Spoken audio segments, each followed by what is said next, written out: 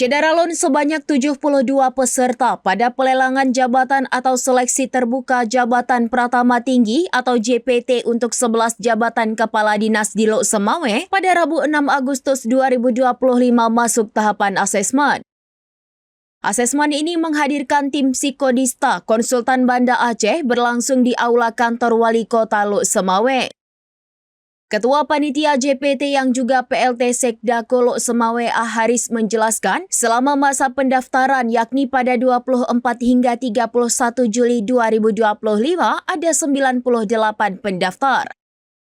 Namun yang melakukan submit hanya 83 peserta. Sedangkan dari hasil verifikasi berkas maka 73 peserta memenuhi syarat dan 9 peserta lainnya dinyatakan tidak memenuhi syarat.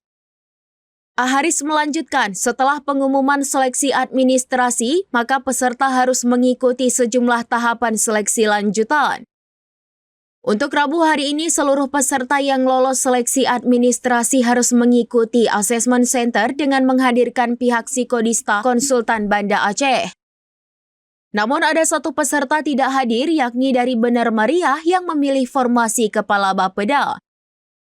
Jadi dengan tidak hadir saat asesmen, maka peserta tersebut langsung dinyatakan gugur.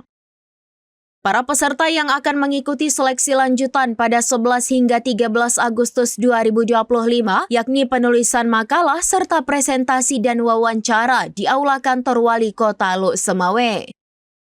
Dari Lok Semawe, Saiful Bahri, SerambiNews.com.